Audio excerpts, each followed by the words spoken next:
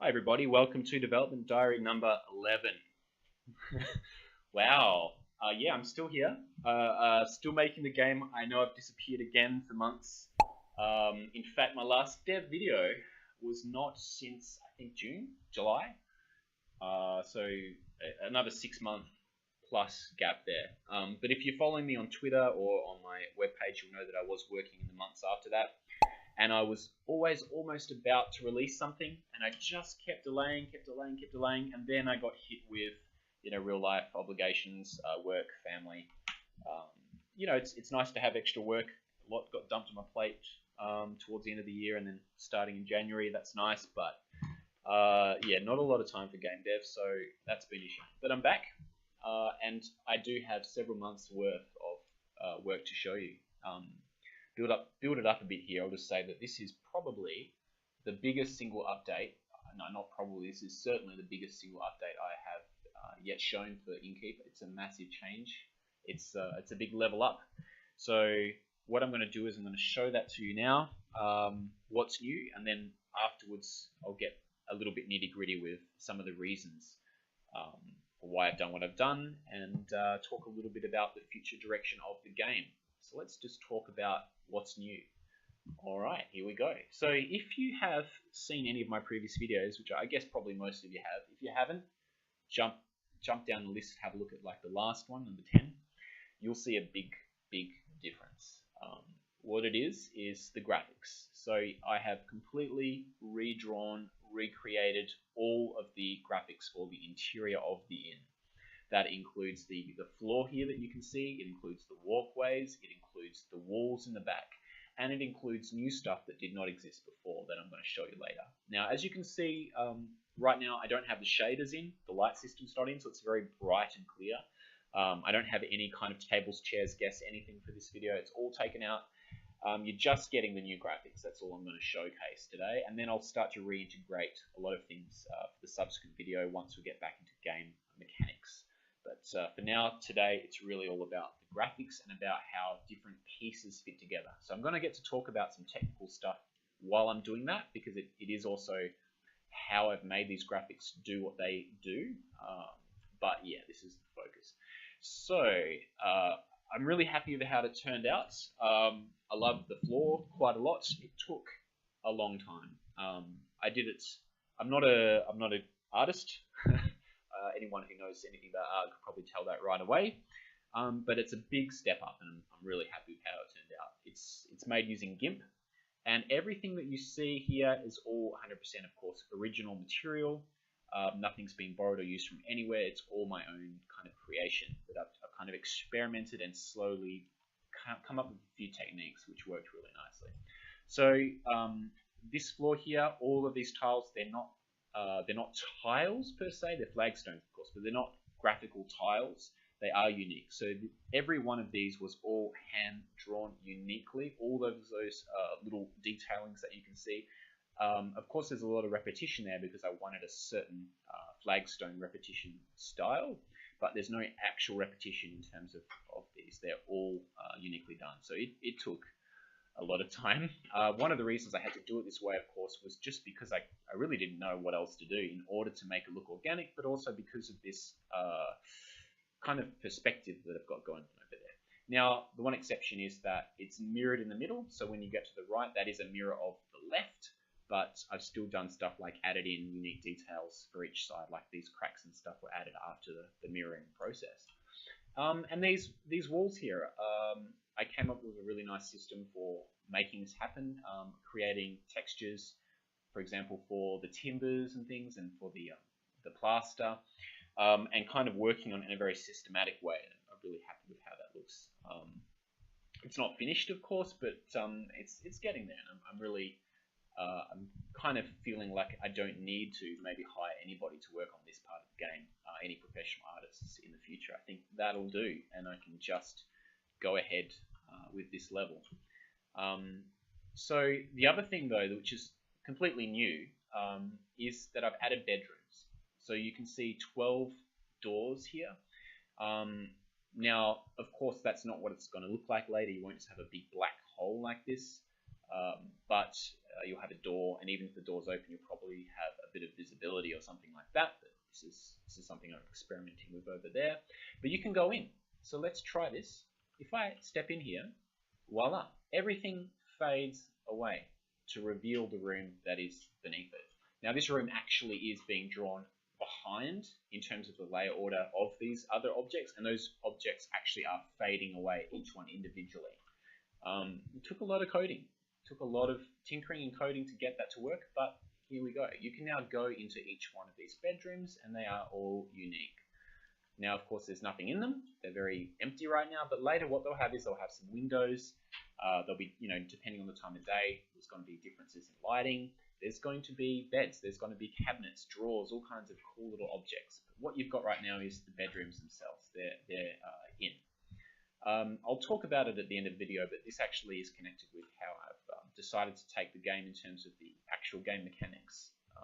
Going into the bedrooms is going to be a core part of the game. But I think this just adds to the feeling of what I was going for, which is a kind of like peering into a dollhouse. That's the kind of effect that I want to have with this game, to really maximize that feeling of this really cool artistic style. So what I will add later, in fact, currently, so the trapdoor's not here right now for the cellar, but what I'll do is I'll have you actually go through a hole in the floor and walk down into the cellars, and the floor here in the same manner will fade away and reveal the cellar underneath that you'll enter, and you can interact with the wine barrels and different things down there like that. So I'm going to do it for that as well. I think it's something that I'll be able to use when you leave the inn and it zooms out, and then the rooftop of the inn will kind of fade in and cover it over. So I'll really kind of use that motif to the maximum to really kind of make it a signature part of the style of this game, and I'm pretty excited about it. And you can go upstairs. Now, you couldn't do this before. If you've seen really early videos, I was tinkering with this back in like Dev Diary 3 or something like that. But for the longest time it's been out, and that's because I wasn't really very confident with how it worked, and I needed to come up with a better system. And now I have, and here it is. You can go upstairs, and again, you can go into each of these upstairs bedrooms as well. So with the ones downstairs, you can see they have their own unique flagstone floors. Upstairs has wooden floorboards. Again, this is all stuff that I had to kind of draw by hand in GIMP. And again, I'm pretty happy with how it turned out. I think this is passable. Because it's 2D, there's a certain kind of leeway you get, I think. You can really make something look fairly decent, even if it's kind of cheaply done in a way. You get a bit of highlighting, bit of shadow, and it kind of comes together. Now, you do have to imagine it with a bit more kind of detail and clutter, and then you've got your shaders, some nice kind of atmospheric lighting, and then good sounds, So what you're seeing right now is the most stripped down version of how you'd ever see this, but it's getting there. Alright, now you're kind of getting the idea. Something that I had to do in order to make all of this work, though, is come up with a dynamic system for barriers to the guest, the Innkeep, moving the player character, right? So you can see that I can move right now, left, right through here, but the barriers for this room are different to the barriers for the room on the ground floor. So if I'm going to go down to the ground floor now, I can walk through here. You think, well, so what? Well, keep in mind that this isn't an actual 3D space. This is all 2D. It's all draw order. So how do you actually make this work? Well, you have to have a script. You have to have this all coded in. So you can see here, because I'm in debug mode, I can do this, that you've got this kind of purple lines which prevent you from going through. Alright, so what? Well, the lines, of course, are different if you're on the ground level than if you're on the top level. And this is something that I had to kind of come up with. So you can see here the stairs, right? I can go behind the stairs here like this, and you can see what's happening in the 2D sense with this kind of purple box. That's the box of my player character. And as soon as I go into this stair area, here we go, it's all transformed. So I can now go onto the stairs, and it's not going to let me step off either side. All strictly in 2D, but it gives you that feeling because it's adhering to the laws that your kind of mind anticipates and accepts based on the image that you're seeing. Alright, and there we are. Now the rooms up here, again, we've got unique squares that don't exist if we're on the ground square for those second floor bedrooms. Let's go back downstairs. You can see these will all change. There we are. Now, something you might have noticed is that there's some holes here at the bottom. That's something that, later on it'll be more obvious. I'll have some actual stones so that you can have a visual clue, but these are also doorways. And that's the final major thing I want to show you, is if I walk through here, voila. So this is a kitchen. Now there's no fireplace yet, or tables, cookingware, herbs, firewood. There's going to be a lot of clutter and nice stuff in here as well, but this will be where you do all your cooking. And so all of the art, this is all unique again. This kind of herringbone style tiling, this is all created by me as well in GIMP. These walls are all unique as well. And then going through here, we have the stables, or the future stables. Now, it's a little bit dirty, you can see. The walls are a bit more kind of covered in manure or dirt or something. And there's no stalls as yet. There's no straw on the floor, There's no implements hanging up. There's no hay bales, but you can imagine all of these items added later in, and that'll give you a bit more of a feeling for it. There'll be some nice doors here as well, some kind of stable doors. And then when you're playing the game, guests, your higher end guests with a bit of money will actually turn up with horses, and you'll need to assign them and look after these horses, pay for a stable boy to do all of that work. And maybe guests who don't have a lot of money can pay a small amount of money to stay in one of these stalls for the night, sleeping on the hay instead of being in a bedroom. So let me just close this door. Alright, so that's it for all the main features, and I'm really happy to I'm very excited about reintegrating all of the stuff like fireplace and the guests and everything like that, and the shading system and all of that as we go forward. But basically now I've got not just refreshed graphics, but a kind of a recreated from the ground up, a restructured system, like a framework for how all these different pieces fit together. So I'd like to talk about that for a minute, a couple of minutes, before talking about the future direction of the game. What I did back in, I think, February of 2015 was that having just earlier decided I was going to try and make a game in Game Maker, I downloaded GIMP, I think for the first time, jumped in and started making something. And I really just had MS Paint level knowledge of graphics software. I did not know anything about anything, and I made a lot of mistakes. If you're interested, I've actually created a few articles on the game website where I talk about exactly what I did wrong. But just to summarize, I made a single image. So if you recall previous dev videos, this common room here was a single image, and not just one image, it was one layer. What that means is that there was nothing. For example, if you look over here at this walkway, the walkway is hiding, as far as our eyes tell us, the walkway is hiding the wall that's underneath the walkway. Now, the thing is that now it actually is hiding the wall that's underneath the walkway. There is wall underneath. And if I was to shift that walkway or alter it a bit or do something, it wouldn't suddenly reveal a white blank space or something like that. There's actual layers in my image file, and I've been working with this kind of concept of modularity. But when I created the original file, no, there was one layer. Everything was one image. And then if you wanted to make an adjustment, like you thought, yeah, no, I want to change the positioning of some things, some columns, this and that, what you've left with is the need to completely redraw everything that's affected by shifting something. So it was a nightmare. It was very, very silly, and I'm quite embarrassed about it. But I really, that was probably one of the major reasons why I had to go back and recreate from scratch. Not just the quality of the art. That's something that I that's something that I wanted to do for the fun of it, but the way that I fitted together all the pieces. So what you can see here is a whole bunch. Your eyes are able to identify all these different kind of pieces in the environment, and those are actual unique pieces in my image files, so it's separated in terms of layers. That means that I've got a heck of an easier time to make adjustments down the road if I do need to make adjustments.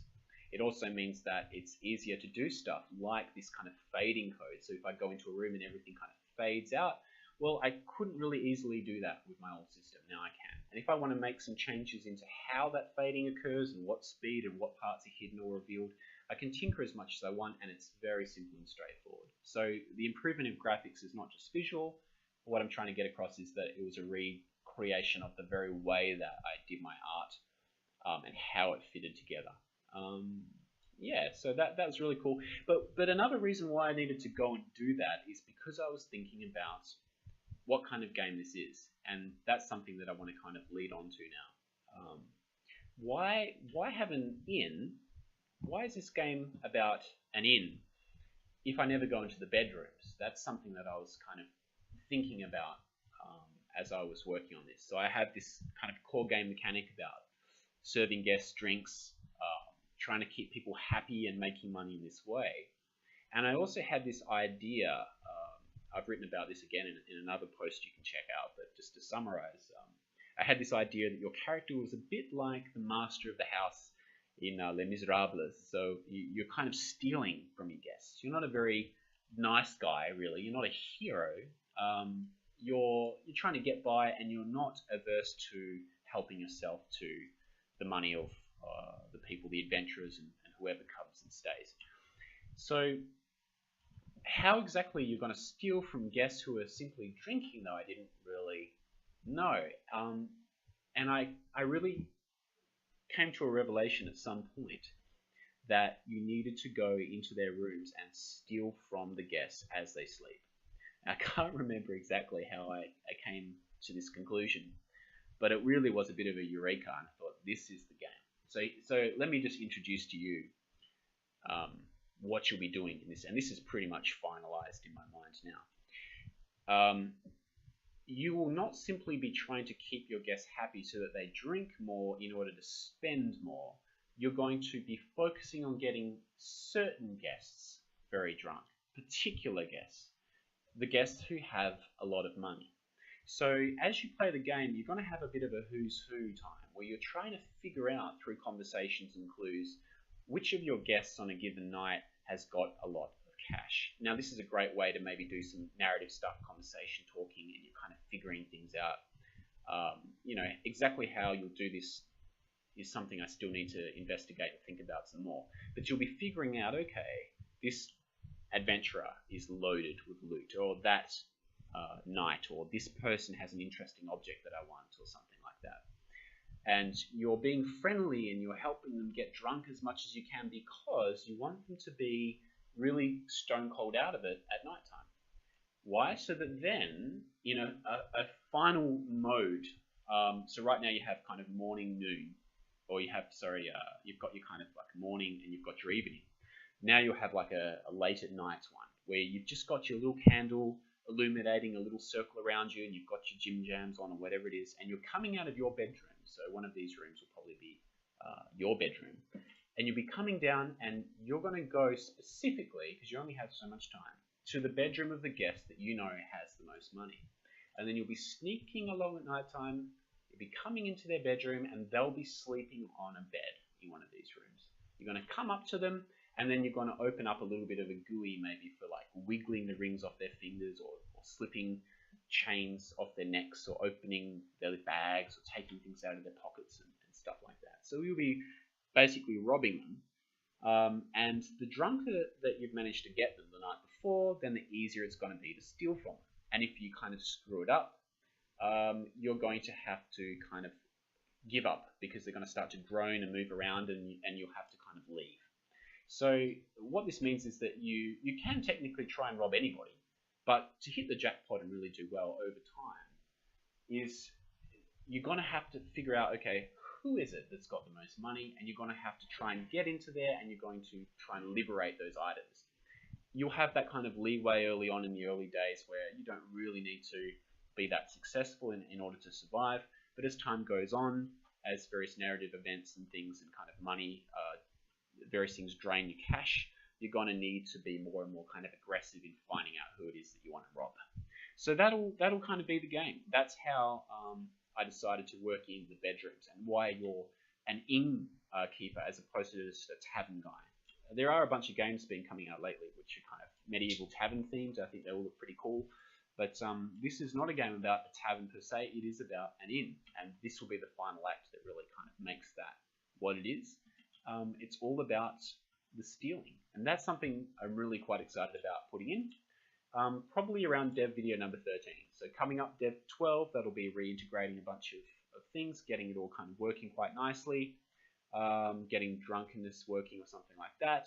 Then dev 13 probably be showing you off the system for actually stealing from people as they sleep. You know, we'll see how we go. But yeah, if you're interested in knowing a bit more about the artwork and the system that I use to create this art in GIMP, please do have a look at my webpage. I have made a few posts there, and you can go into my Twitter feed and have a look at my my past post history, the archive of pictures, and you'll see a lot of really cool GIFs that I've made which show all the layering and everything like that. And they look really cool, I think. So yeah, it's been now, I think, pretty much 2 years since I started this project. And I've had now 2 different pauses of like 6+ months in that time. So given that I do have a lot on my plate in real life, and given that I have had these big gaps, I'm pretty, I'm not too unhappy with progress, provided I start to, make something a little bit more substantial in terms of gameplay in the next half year or so. I'll be pretty excited. So let's see how we go. Thank you everybody for watching as always, and please do feel free to leave a comment or like, subscribe. Thanks a lot everyone. See you next time.